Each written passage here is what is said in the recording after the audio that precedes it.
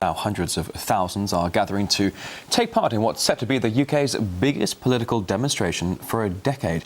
Mass protests are planned across the British capital to oppose the government's £80 billion spending cuts. The austerity measures are part of a Treasury initiative to eliminate the country's huge budget deficit in just 4 years. Let's cross live now to RT correspondent Laura Emmett, who's live for us in London. Hello to you, Laura. We're hearing from one UK newspaper reports of up to 300,000 demonstrators turning up throughout the day. How are things developing in London? What's the turnout looking like at this point?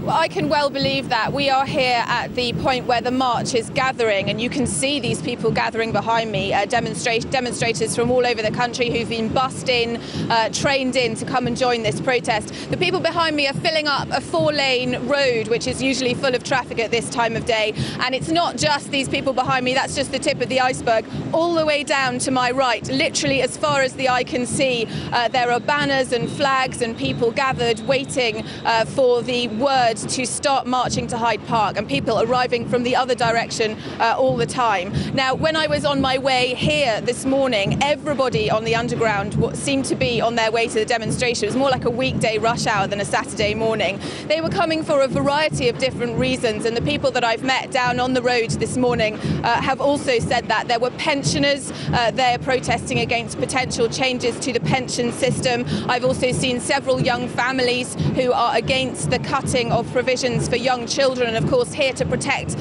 the future education of their children. I've also seen police. There'll be 4,500 police in control of this demonstration today, but there are also police taking part in the march, demonstrating themselves against cuts to the police service. And of course there is the Stop the War Coalition, CND, a big anti-war presence here. And to talk more about that, I'm joined by John Rees from the Stop the War Coalition.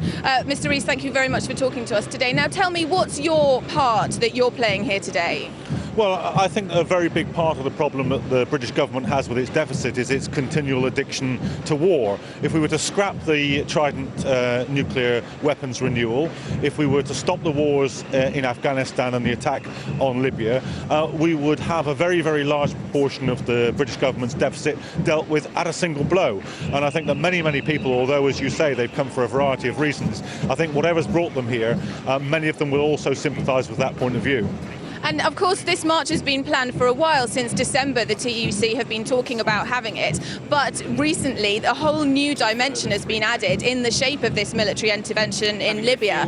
What's your take on that? Well, we were told that in the very first night of the attack on Libya, over 100 cruise missiles were fired. Those cruise missiles are $100 million worth of resources blown up with every single weapon. Now, that doesn't take a large amount of imagination for people here to calculate how many places at universities that would mean, how many libraries that would mean, how many hospitals that would mean. So I think it's very, very graphically brought home to people here, quite apart from the disastrous policy, the loss of life, which of course is uppermost in their mind, what the financial cost of this is. But of course some would say that it would be a sad day when Britain wouldn't intervene to aid the rise of democracy in the world. That would be a sad day, but it's not this day, because I think the intervention in Libya is not meant to assist democracy. It's meant to give the Western powers a foothold in the very fast-moving Arab revolutions. They backed the dictators for decade after decade, and now that those dictators are being removed, Western foreign policy is in a mess, and they want to get back in this game, and that's what the intervention in Libya is about. And now that Britain's involved, and some would say leading the charge into Libya, what are you calling on them to do? Stop it now. We don't want Western intervention in the Arab revolutions.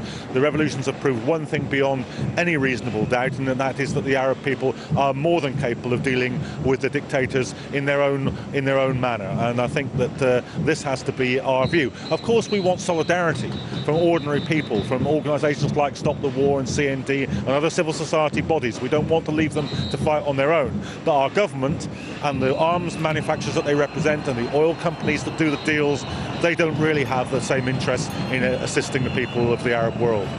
Realistically, what difference do you think this is going to make? I mean, ahead of the intervention in Iraq, the invasion of Iraq, we saw a huge march here in London, which appeared to make no difference whatsoever. Well, I think the government has been weakened by 10 years where consistently the mass of people in this country have been opposed to the war. The majority were opposed to the Afghan war, are still opposed to the Afghan war, were opposed to the Iraq war, and opinion polls show that they're opposed to this. And I think you can see by the nervousness with which the government's approached this, by how careful they've been to try and construct a coalition, which is now falling apart, that they are vulnerable. And that's the work of 10 years, and I think that it will make a difference today and in the future to the amount of intervention, the number of wars that the British government can be involved in. OK, John Rees, Stop the War Coalition, thank you very much. Now, I'll be here all day following this march. Shortly, these people are going to start marching down to Hyde Park, where they're going to have a rally that's going to last for most of the afternoon. I'll be down there with them to see what kind of a difference they think they're going to make to government policy, both on the cuts and on the military intervention in Libya. All right, RT's Laura Emma, they're keeping us up to date on the demonstrations in London. Thank you.